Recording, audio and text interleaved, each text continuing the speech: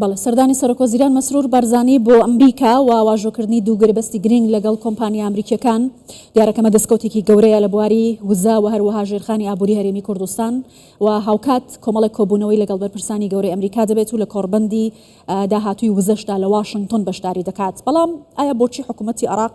هەر لە یەکەم چرکەدا دژایەتی ئەم گرێبەستانەی کردووە؟ حکوومەتی هەرێمی کوردستان چۆن دەتوانێت لە ڕووی ئابووریەوە ئەم گرێبەستانە وەکو کارتێک بەکاربهێنێت بۆ پتەوکردنی ژێرخانی ئابووری خۆی پەیوەندیەکانی ئەمریکا و هەرێمی کوردستان ئێستا لە چه خۆناغێکدان؟ لەگەڵ میوانەکانم ئەم بابەتانە باس دەکەم. بەڕێز دکتۆر محەممەد شاکر ئەندامی پێشووی پەرلەمانی عێراق لە ستودیۆ لەگەڵما. دکتۆر زۆر بەخێر بێ. هاوکات بەڕێز لیەم ئەندەرسن پرۆفسۆری زانستە سیاسیەکان لە ئۆهایۆ لەگەڵم دەبێت. سەرەتا لە ئۆهایۆ دەست پێ دەکەم. جەنابی پرۆفسۆر سپاس کە لەگەڵ کوردستان 24 دیارە سەرۆکوەزیرانی هەرێمی کوردستان لە واشنگتۆنە پەیوەندێکی بەهێز و توندوتۆڵ لەگەڵ بەرپرسانی ئەمریکا دیارەکە لە کۆبوونەوەکانیاندا دەردەکەوێت. منەمێ بزانم کە ئایا ئەکرێت ئەم قۆناغە نوێی پەیوەندیەکانی ئەمریکا و هەرێمی کوردستان بە ممارسەیەکی پراکتیکی فدراڵیەت لە چوارچەوەی عێراقدا لێک بدەینەوە؟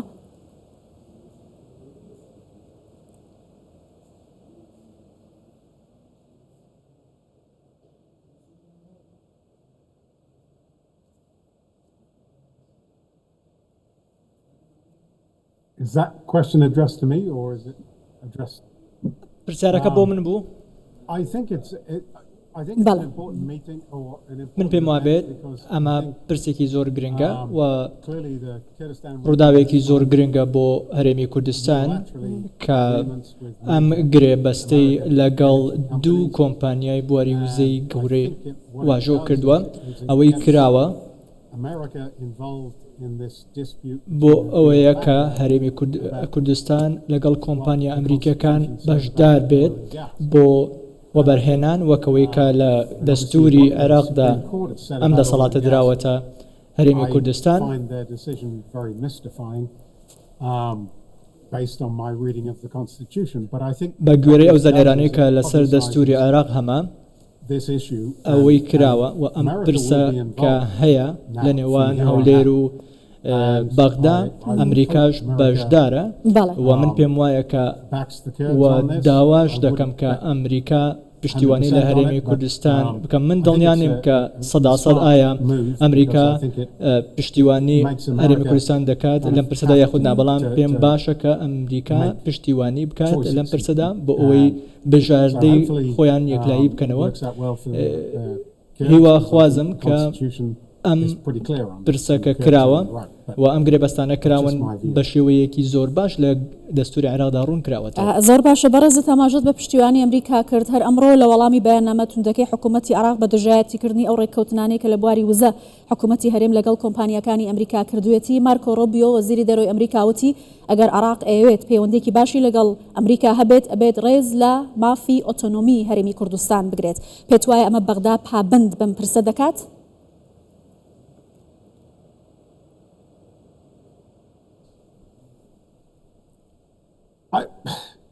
It's difficult to say because if you پرسە ئەمە بڵێ، بەڵام ئەگەر سیر بکەی ئەوەی لە بەغداد ڕوودەدات ئێمە دەزانین سیاسەتی بەغدا چییە و با بەڕوونی بڵێن سیاسەتی بەغدا لەلایەن ئێرانەوە کۆنتڕۆڵ کراوەوە هەژمونی ئێران لە عێراقدا هەیە. ئەمە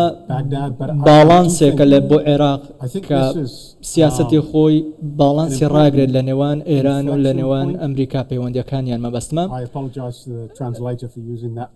و داوای نەکەم ئەم قسەیەش دەکەم، بەڵام بۆ ئەمریکا ئەگەر بێوێت بەڕوونی لە پرسەکەدا بەشدار بێت، ئەگەر لە وێنە گەورەکە بڕوانین، ئەمریکا پەیوەندێکی زۆر باشی لەگەڵ هەرێمی کوردستان هەیە، هاوکاری پێشمەرگەی کردووە لە هەندێ ڕووەوە. ئەمریکا پەیوەندی بازرگانیشی لەگەڵ هەرێمی کوردستان هەیە و ڕێکەوتن هەیە. من پێم وا بێت مای پامپیۆش و وەزیری دەرەوە بووە لە ئیدارەی یەکەمی ترامپ، ئەو دووپاتی کردوێتەوە کە لە نیویۆرک پۆستدا لە راپۆرتەکەیدا ئاماژە بەوەی کردووە کە کورد هاوپەیمانی ئەمریکان دۆستی ئەمریکان پێویستە پشتیوانیان بکرێت. باش. ئەم کاریگەری لەسەر ترام هەیە دەکرێت بەم شێوەیە هەوڵ بدرێت تاوەکو ئیدارەی ترام هاوکاری زۆر باشە بەڕێز ئەندرسن لەگەڵم بمێنەوە پرسیاری گرنگترم هەیە ئاراستەی بەڕێز یەکەم میوانێکشم لە استودیۆ هەیە لەگەڵ بەڕێز دکتۆر محەممەد شاکریش چەند پرسێکەیە لێرە باسی دەکەم دکتۆر با سەرەتا باس لە گرنگی سەردانەکەی سەرۆکوەزیران مەسرور بارزانی بۆ ئەمریکا بکەین کۆمەڵێک کۆبوونەوەی گەرم و چڕ و پڕ پێشوازەیەکی فەرمی لە سەرۆکوەزیرانی هەرێمی کوردستان ئەمە پێت وایە پێگەی هەرێمی کوردستان تا چەند بەهێز دەکات لە ئاستینە و دەوڵەتی و هەروەها پەیوەندیەکانی لەگەڵ ئەمریکا بەدڵنیاییەوە زۆر گرنگە یعنی بینیمان کە جەنابی سەرۆکی حکوومەت سەردانی ئەمریکای کرد دیداری زۆر گرنگی هەبوو لەگەڵ بەرپرسە باڵاکانی حکوومەتی ئەمریکا لەگەڵ کۆنگرسمانەکان لەگەڵ سیناتۆرەکان لەگەڵ با بڵێن بزنسمانەکانی وێندەر ئەوانەی خاوەن کۆمپانیا پیاوانی کار ئەمە لە هەموو ڕێکەوە گرنگە لە ڕووی اقتصادی زۆر گرنگە بە تایبەتی کە ئەو دوو کۆنتراکتە واژوو کراون لە ڕووی سیاسیەوە زۆر گرنگە ئێمە دەزانین ئەهەمیەتی ئەمریکا بەنسبەت هەموو جیهان و بەتایبەتیش بەنسبەت عێراق کە ئەمە دەتوانین بڵێن ڕاعی عملیە سیاسی ئێستا لە عێراق ئەمریکایە تەحەدێکی زۆر و بەنسبەت هەرێمی کوردستانیش پاڵپشتی ئەمریکا بەنسبەت ئێمە زۆر گرنگە لە هەموو ڕوێکەوە بەڕاستی یعنی ئەگەر حتا باسی مەشاکلی ناوخۆی هەرێمی کوردستان لەگەڵ بەغدا بکەین ئەم سەردانە کە جەنابی سەرۆکی حکوومەت چووتە ئەمریکا گرنگیەکی یەکجار زۆری هەیە بە تایبەتیش لە بارودۆخی ئێستا کە دەبینین یعنی جیهان یعنی بە تایبەتی منطقەی شەرق الأوسط لە گۆڕانکاریەکی زۆر باشە دکتۆر لە کاتێکدا لە دوای واژۆکردنی گرێبەستەکان سەرۆکوەزیران لێدوانی داوە هەموو هەوڵەکانی حکوومەتی هەرێمی کوردستان بۆ ئەوەیە کە بتوانێت لە بەرژەوەندی هاوڵاتیانی ئەم بە ئەمافە دەستوریانە دەستەبەر بکات یەکێک لەوانە بەرهەمهێنانی غاز و ئابووریەکی سربەخۆیە بەڵام ئەبینین لە بەغدا دژایەتی ئەم ڕێکەوتانە دەکرێت و لە ناوخۆش هەندێک دەنگ هەن کە پێیان باش نییە وەکو سەرۆکوەزیران وتیمە پرۆژێکی سیاسی دژاتی ئەم مافە دەستوریانی هەرێمی کوردستان دەکرێت لە ڕووی یاسایی و ئەم گرێبەستانە تا چەندە بۆ هەرێمی کوردستان یاسایی و گونجاوە بەڵێ وڵا سپاس دەکەم بۆ ئاراستەکردنی ئەم پرسیارە چونکە منیش متابعەم کرد ئیعلامی عێراقی زۆر باس لەوە دەکەن کە دەستوریە و بەداخەوە هەندێک کەس لە ناو هەرێمی کوردستانیش نازانم بڵێم عەمدەن دەکرێت ئەگەر سیاسیەکان بن عەمدەن ئەم طەرحە دەکەن و دەکرێت خەڵکێکیش نەزانی یعنی شارەزای دەستور نەبی پێی وابی بالفعل ئەم کارێکە کراوەم گرێبەستە کە واژوو کراوە نادەستوریە ئەگە دەرفەتم بدەیت کەمێک حەزم لێ یعنی تەوزیح بکەم ئەو خاڵە چونکە زۆر گرنگە ئەگەر تەماشای دستور بکەین مادەی 112 بە سەریحی باز دەکە کە ئیدارەدانی حقوقی نەوت و غاز حکوومەتی اتحادی ئیدارەی دەکا بەڵام دەڵێ مع حکومات الأقاليم والمحافظات المنتجة لەگەڵ هەرێم و لەگەڵ پارێزگاکانی تر ئەوانەی کە نەوتیان تێدا هەیە ئەوە بەنسبەت حقوقی حالی لەوێ باز دەکە بەڵام حقوقی مستقبلی ئەوانەی دوای 2005 ئەو چێلگانەی کە دوای 2005 بە تایبەتی هەرێمی کوردستان هەمووی هەر لەو نەوعەیە ئەوانە صلاحیات بە پێی مادەی 115 هەموو صلاحیات دراوەتە هەرێمی کوردستان ئەوە بەنسبەت دەستور زۆر وازەحە بەو شێوازەیە ئەگەر تەماشا بکەین لە دەستور لە مادەی 112 داوای کردووە طبعا نظامی عێراق ئێستا دوای 2005 بوو تا نظامی فدرالی پێشتر نظامێکی مرکزی بوو شمولی قانونی نەوت و گاز کە مادەی 112 بە سەریحی لە ئاخیرەکەی دەڵێ وينظم ذلك بقانون کە ئەمەشی دەکاتەوە صلاحیاتی هەرێمەکان صلاحیاتی پارێزگاکان داوا دەکات دستور داوا دەکات کە ئەمە ڕێک بخرێ بە دەرچواندنی قانونێک ئێستا ئێمە لە ساڵی 2025 دستور لە ساڵی 2005 دەرکراوە کەواتە دوای 20 ساڵ تا ئێستا لە گرنگترین کەرت بەنسبەت عێراق کە عێراق هەموو احتیمادی شبه کولی لەسەر نەوت و گازە ئێخێرە دستورش وثیقەی ئەعلایە یعنی نابی تەجاوزی دستور بکرێت دەبێت دستور ئەو بنەمایەبی کە هەمووی پێوە پابند بن و کار بە دستور بکەن تا ئێستا قانونی نەفت و غاز دەرنەکراوە تا ئێستا عێراق کار بە قانونێکی مرکزی دەکە کە پێشی دستور طبعا قانونێکیش نییە چەند قانونی مبعثەرن دەتوان بڵێن جیاجیان و لە فتراتی یعنی لە کاتی جیاجیا دەرکراون قانونەکان مرکزین بە هیچ شێوازێک لەگەڵ دستور کە دستور سیستەمی فدرالی دیاری کردووە ناگونجێ ئێخێرە تا ئێستا ئەو قانونە دەرناکەن سەبەبەکەی ئەوەیە ئەوانەی ئێستا حکومڕان لە عێراق نایەنەوێ فدرالیەت بچەسبێ لە عێراق دەیانەوێ هەموو دەسەڵاتەکان لەلایەن خۆیان بین طبعا محکمەی اتحادی قرارێکی دەرکرد کاتی خۆی کە قانونی نەفت و غازی هەرێمی کوردستانی ساڵی 2007 نادەستوریە طبعا استینادی کرد لەسەر نەسێک لە مادەی 110 دستور هاتووە نەسەکە نەسێکی عامە گشتیە باس لە نەوت و غاز ناکە دەڵێ تنظیم السياسة التجارية عبر حدود الأقاليم والمحافظات في العراق باس لەوەی دەکا کە ڕێخستنی سیاسەتی بازرگانی لە نێوان هەرێم و پارێزگاکان لە ناو عێراق ئەو باسی تیجارەتی ناوخۆی عێراق دەکە هیچ پەیوەندی بە نەفت و غازەوە نییە. باشە محکمەی اتحادی بۆ باس لە مادەی 112 و 115 ناکە کە خاستن 112 کە تایبەتە بە نەفت. ئێمە لە قانون ئێمە دەڵێن العام الخاص مقدم على العام نصيشي تایبەتت هەبی دەبی کار بەو نەسەی بکەی نابی بچی نەسێکی گشتی کە باس لە بابەتەکەین. زۆر باشە چەنە مفاجە نیە بادا قەت پابندی دەستور نەبووە شتانی کە لە مافی هەرێمی کوردستان بۆ لەگەڵم بمێنەوە چمەلای میوانەکەم بەڕێز ئەندرسن میوانەکەم ئاماژە بە دەستوری عێراق کرد کە لە مادەکانی 111 و 112 و 115 بەڕوونی باس لە مافی هەرێمی کوردستان بۆ دەرهێنانی گاز و نەوت و هەروەها بەرهەمهێنانی وزە دەکات. پێت وایە ئەو دژایەتیەی بەغدا بۆ گرێبەستە نەوتیەکانی حکوومەتی هەرێم لەگەڵ حکوومەتی ئەمریکا و کۆمپانیا نەوتیەکان لە ئەمریکا لاوازبوونی پێکهاتەی فدراڵیە لە عێراق یا جۆرێکە لە خۆلادان لە دەستور و خۆدزینەوە لە دەستور کە عێراق بەرامبەر بە هەرێمی کوردستان دەکات. عێراق ئەترسێت لە پەیوەندیەکانی ئەمریکا و هەرێمی کوردستان؟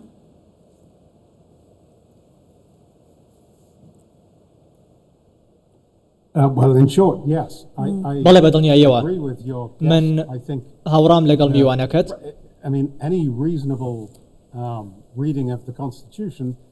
هەر خوێندنەوەیەکی گونجاو بۆ دەستوری عێراق سەبارەت بە عێراقەوە گرنگە دەبێت یاسای نەوت و گاز هەبێت لە چوارچێوەی عێراقی فیدراڵدا ئەمە هۆکارێکە بۆ ئەوەی کێشەکان چارەسەر بکرێت و گەلی عێراقیش لە دەنگدان بە دەستوردا ئەمەیان پشتڕاست کردوێتەوە. ئێمە دادگای باڵای فیدراڵیمان هەیە کە نابێت بوونی هەبێت چونکە ئەم دادگای فیدراڵیە بە گوێرەی دەستور بوونی نییە و بڕیار دەدات لە بەرژەوەندی ئەو کەسانەی کە لە دەسەڵاتن لە بەغدا دژی هەرێمی کوردستان بڕیار دەدات و بڕیارەکانیشی دژی کوردن بە دیاریکراوی لە هەر پرسێکدا هەبێت ئەم دادگایە هەڵدەستێت لە بەرژەوەندی دەسەڵاتدارانی عێراق بەغدا و دژی هەرێمی کوردستان بڕیار دەدات. بەغدا ئێستا کۆنتترۆلی هەموو دەیەوێت کۆنتترۆلی هەموو سەرچاوەکان بکات ئەو سەرچاوانەیە کە لە چوارچەوەی عێراقدان لە هەرێمی کوردستاندان و ئەم مامەڵەیە کە عێراق دەیکات بەغدا دەیکات مامەڵەیەکی خراپە بە گوێرەی دەستور نییە. من پێم وا بێت بە گوێرەی مادەکانی دەستور هەرێمی کوردستان مافێکی زۆر تەواوی پێدراوە کە بتوانێت گرێبەست واژۆ بکات بە هەمان شێوەکە ئەو گرێبەستانەی لە ئەمریکا واژۆ کراوە. من زۆر گەشتبین نیم بەڵام هیوادارم کە هەرێمی کوردستان بەشدار بێت لەم پرسەدا و ئەمریکا دەیەوێت پشتیوانی لە هەرێمی کوردستان بکات پشتیوانی لە حکوومەتی هەرێمی کوردستان بکات چونکە بە پێچەوانەوە دادگای باڵای فیدراڵی لە بەرژەوەندی هەرێمی کوردستان بڕیار نەدات و پێچەوانەی ئەم گرێبەستانەیە. من هیوادارم کە هەرێمی کوردستان پەیوەندێکی زۆر باشی لەگەڵ ئەمریکا هەبێت و ئەمریکا بێتە هەرێمی کوردستان و بەرهێنان بکات و پشتیوانی لە هەرێمی کوردستان بکات چونکە ئەو بڕیارانەی کە دەدرێن لە دادگای باڵاوە پشتیوانی هەرێمی کوردستان ناکات. بەڕێز ئەندرسن لەم کاتەدا کە شەڕی گەورەی وڵاتانی جیهان شەڕی وزەیە پاڵپشتی ئەمریکا بۆ هەرێمی کوردستان واژۆکردنی ئەو گرێبەستانەی کە ئێستا لەگەڵ هەرێمی کوردستانی کات ئایا ئەم پاڵپشتێکی ئابووری و سیاسی ئەمریکایە بۆ هەرێمی کوردستان یا سیاسەتێکی درێژخایەنی ئەمریکایە لە ڕۆژهەڵاتی ناوەڕاست بە پشتبەستن بە وزە وەروەها سەقامگیری هەرێمی کوردستان؟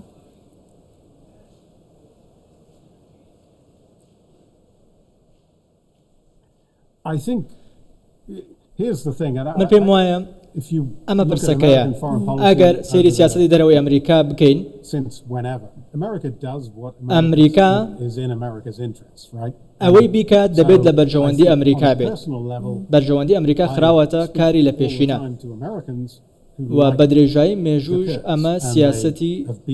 دەرەوەی ئەمریکا بووە. من لە هەرێمی کوردستان بووم و ئەمریکەکان لە هەرێمی کوردستان بوون پەیوەندێکی زۆر باشیان لەگەڵ ئەمریکا هەیە و هەرێمی کوردستان و ئەمریکا پشتیوانێکی پەیوەندێکی زۆر باشیان هەیە دۆستی یەکتر بوون. ئەگەر بتوانێن ڕێگەیەک بدۆزینەوە کە بەرژەوەندی ئەمریکا بهێنینە هەرێمی کوردستان ئەو کاتە دەتوانن پشتیوانی ئەمریکاتان هەبێت بەڵام ئەگەر ئەم بەرژەوەندیەی ئەمریکا نەیەتە هەرێمی کوردستان ئەو کاتە من پێم وانە کە ئەمریکا پشتیوانی هەرێمی کوردستان بکات بەڵام دەبێت ئەم بەرژەوەندیە دروست بکرێت چونکە سیاسەتی دەرەوەی ئەمریکا ئەوەیە کە لە هەر شوێنێک بەرژەوەندی ئەمریکا تێدا بێت ئەو کات ئەمریکا پشتیوانی دەکات بە هەمان شێوە ئەو قسانەی پەمپەیۆ کردنی بۆ پشتیوانیکردن لە هەرێمی کوردستان قسەی زۆر باش بن کاریگەریان دەبێت چونکە پەمپەیۆ وەزیری دەرەوەی ئەمریکا بۆ وەزیری پشتری دەرەوەی ئەمریکا بووە و ترەمپ گوێ بۆ دەگرێت زۆر باشە زۆر سپاس دەکەم بەڕێز لیام ئەندرسن پرۆفسۆری زانستە سیاسیەکان لە ئۆهایۆوە لەگەڵ کوردستان 24 بووی سپاس بەڵێ دکتۆر دەگەڕێمەوە لای جەنابەت بابە تێر و تەسەلی باس لەو گرێبەستانە بکەین کە کراوە ئاماژەتان بە بڕیارەکانی دادگای فدراڵی دژ بە هەرێمی کوردستان کرد لە هەر کوێکە بەغدا بێوێ کارتێکی فشار بەرامبەر بە هەرێمی کوردستان بەکاربێنێت قوڵبوونەوەی پەیوەندیەکانی ئەمریکا لەگەڵ هەرێمی کوردستان وەکو ئەکتەر و کارکتەرێکی سەرەکی لە ناوچەکەدا ترسی لای بەغدا دروست کردووە کە ئایا هەرێمی کوردستان بێتە جێگرەوە و ئەڵتەرناتیڤێک لە ناوچەکە لە بڕی عێراق کە بە جیاوازتر ئەمریکا لە هەرێمی کوردستان دەڕوانێت دەباتی عێراق بەدڵنیایەوە چونکە من پێم وایە ئەمریکا زۆر بە باش دەبینی وەکو دەڵێن لەسەر ئەڕضی واقع کە هەرێمی کوردستان پابەندە بە دەستور بەڵام عێراق بە شێوازێکی تر مامەڵە دەکا و پابەندیە بە دەستور بە هیچ شێوازێک ئەکید جێگای نیگەرانی ئەمریکایە کە دەبینی بەو شێوازە ئێستا مەثەلاً بۆ نمونە ئەو ئیستیثمارە ئێستا لە هەرێمی کوردستان کرایە ئەمریکا من پێم وایە بە هیچ شێوازێک ئامادە نیە ئەو ئیستیثمارە لە بەغدا بکە یان لە شارێکی تری عێراق بکە چونکە بۆ ئەو دڵنیایەی نییە لەوێ بە شێوە ئایا مەثەلاً ئەو سەقامگیرەی لە هەرێمی کوردستان هەیە ئایا لە بەغدا هەیە ئایا لە شارەکانی تری عێراق هەیە نەخێر هەر خودی بوونی ئەو ئیستیثمارە لە هەرێمی کوردستان دلیلی ئەوەیە کە هەرێمی کوردستان ژنگێکی لەبارە بۆ استثمار و بۆ بەرهێنانی دەرەوە بنسبەت ئەمریکاش طبعا باش يعني دەزانی عێراق هەموو وەسیلەیەک بەکاردەینی حکومێکی مرکزی شمولی هەیە کە ئەمریکا ئەسڵەن وەکو باسم کرد تحرير عراق لسردستي أمريكا بو أمريكا أو عراقي كذا يويست استو عراقية أو كإست أمانة يعني بوشي واسع حكم راني دكان. باشا كواتا دكتورة بربستاني كعراق دروسي دكاتو كيشانة لنيوان هوليرو بغدا هيا آيا تينيجيشتن لتشمكي فدرالية وجب جينكرني دستورة؟ نخير موضوع تينيجيشتنية موضوع برواين بدستورنية باش دزان دستور زور صريحة دستوري شي فدرالية لبداية لمادية كم ضل نظام سيستمي حكم راني لعراق سيستمي فدرالية بلام ناني وفدرالية زيب كان اگر تماشي مواد كان الدستور هر ماديك يعني هر مؤسسيك تسبينري فدرالية بي يان او تقانون كان تشريع نكردو يان اگر قانون كشان دركر بمؤسسه كان يعني ويان نكردو مؤسسه بيتكايه وبونمونا جوري دومي يا سدانان مجلس اتحاد انظمني فدرالي تا است العراق ودبي دو جور هي است كيما باسي امريكا دكاين دو جور هي لبي العراق يك جور هي تنها برلمان هي اگر جوري دوم هبا او بريارانه كي است البرلمان العراق بدري دتشو جوري دوم اگر لبرجوندي بونمونه هريمي كردستان بلويوا فلتر دكرا ورد دكرا واست اونيه بو چونك ديانه حكمي زوري نبي خويان برياركاني اوان سر بقري او زر لزوربي مؤسساتي تر هي زوري وحتى محكمه اتحادي ببي دستور دا وكو ميوانه كشت باسي كر ايدي اويا موضوع كذا زانن بلام عقليتك عقليتي مركزيه باش التنيا عراقيه كبس اسمي فدرالي بريو دبرت ولاتاني ديكشن لناوشك كمان سيستم يا ولاتاني جهان كاري بيدكن بوشي بمشي وازما مالا دكرت خوي اوي دجايتي كردني هريمي كردستان اويا موضوع قازان دجايتي كردني هريمي كردستان تشي ليشين دبت بو عراق بدلنيايو هيت سودي لنابين يعني بدري جاي ميجو او حكوماتي بيش اوانش كدجايتي هريمي كردستان ين كردو هر يعني عراق زرر من بو خويان زرر من بون بلام ايدي عقليتك اويا يعني باشا. عقليتك عقليتي شي مركزيه غير خوان قبولنا كان اجرنا ندبوا استا مثلا هريمي كردستان استكبوني هي وكو ديفاكتو بيش دستور بوني هبو وكو واقع دانيان بيناوا بلام وكو تعاملي لقلنا كان نانهشت بهيت شوازك نلا بصره نلا انبار لشوينه كان ترنانهشت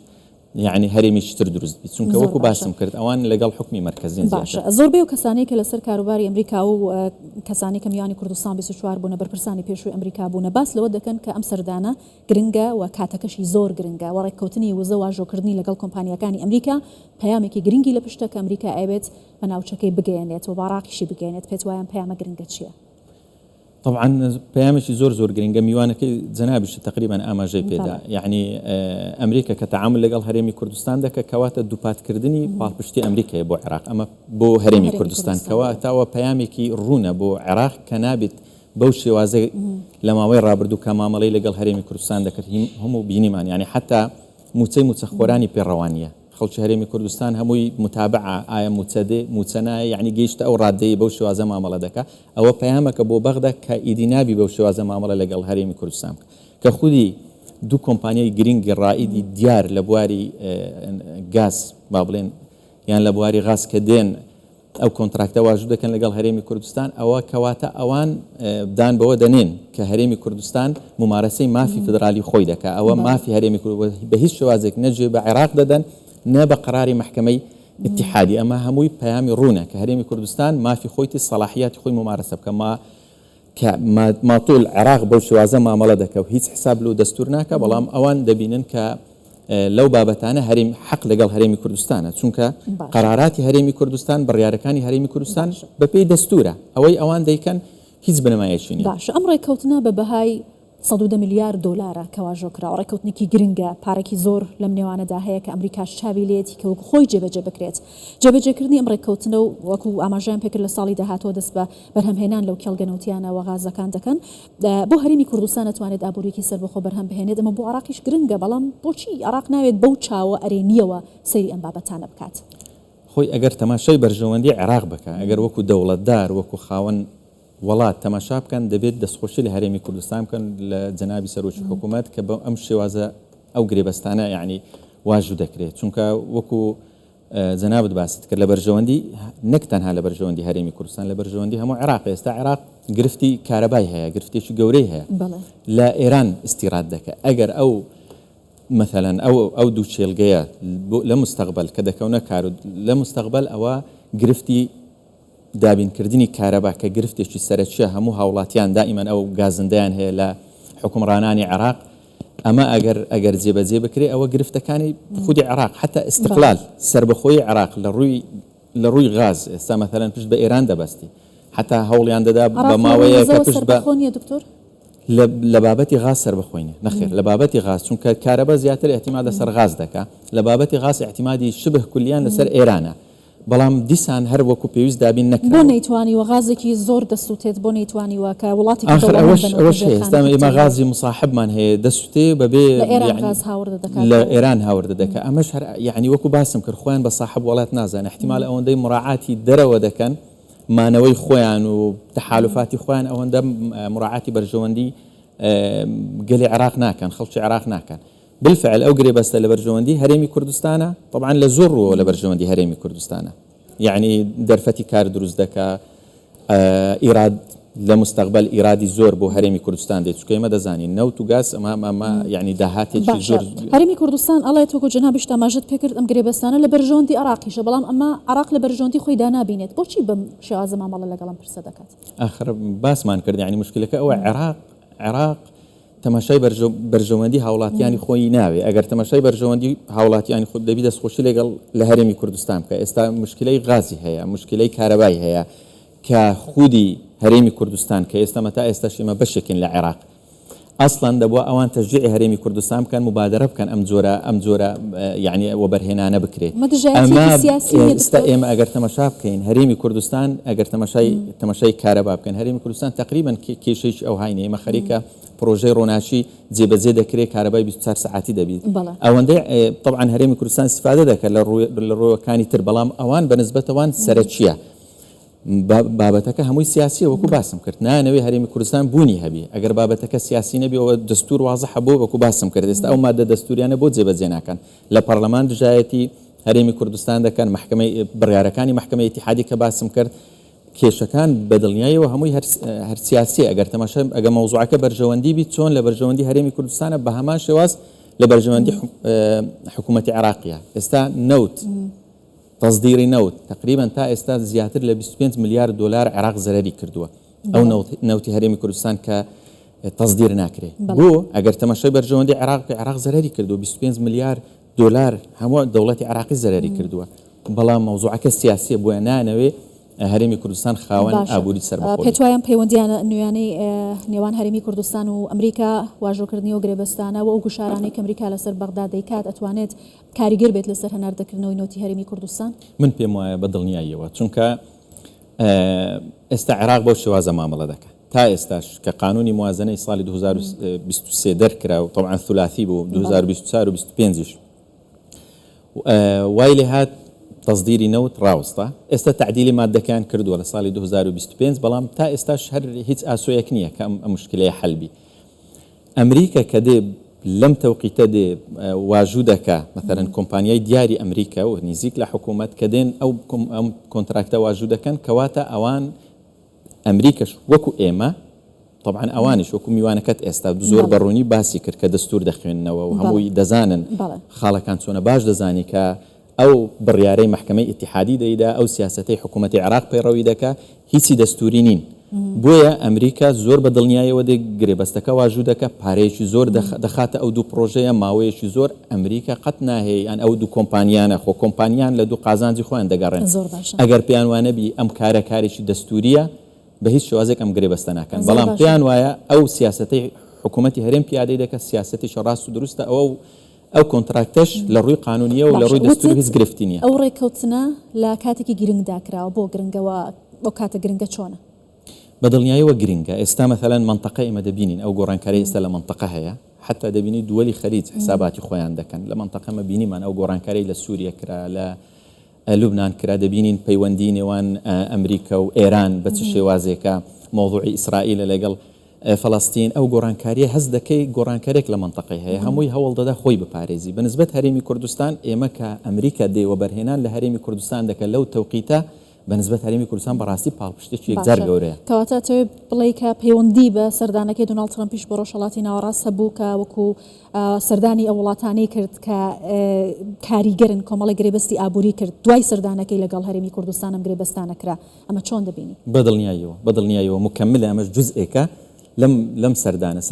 مثلا کە دێ سەردانی مثلا دۆناڵد ترامپ سەردانی سعودیە و قەتەر و ئیماراتی کرد و کۆمەڵێک گرێبەستی واژوو کرد ئێستا جەنابی سەرۆکی حکوومەت سەردانی ئەمریکای کردووە چاوی کەوتووە بە کەسە کاریگەرەکان لەوێ و بڕیار بەدەستەکان و ئەو دوو گرێبەستەش واژوو کرا ئەمەش هەر لە ڕمنی سلسلەی ئەم گۆڕانکاریانەیان ئەو تەعاملێک کە ئەمریکا دەیکات یعنی پێدانەی ئەمریکا بۆ هەرێمی کوردستان لە ئێستادا و ئەو ڕوانینە جیاوازەی بەنسبەت ناوچەکانی دیکەی عێراقەوە لەگەڵ هەرێمی کوردستان لە چیەوە سەرچاوە دەگرێت؟ کورد وەسەر کاردایەتی سیاسی کورتوانێتی باش کار لەسەر بەدڵنیایەوە دلیلی ئەوەیە یعنی جارێ لە ناوەخۆ سەرکردایەتی حکوومەتی هەرێمی کوردستان و سەرکردایەتی سیاسی هەرێمی کوردستان توانیتی یعنی معاملە تعاملێکی جوان بکە لەگەڵ کەیسەکان لەسەر ئاستی ناوخۆ لەسەر ئاستی دەرەوە و دلیلی ئەوەیە کە هەرێمی کوردستان مەقبولیەتی هەیە دلیلی ئەوەیە کە حکومڕانیەکی باش کرا لە نێوان هەرێمی کوردستان بوویتەمایی ئەوەی ڕەزامەندی دەوڵەتانی زلهێزی دەرەوە لە عێراق بە پێچەوانەوە هەموو شتەکان نە لە بەرژەوەندی عێراقیەکان بووە و تقریبا دەتوانین بڵێن بە شێوازێک بووە کە یعنی لە دژی نەک تەنها لە دژی هەرێمی کوردستان لە دژی هاوڵاتیانی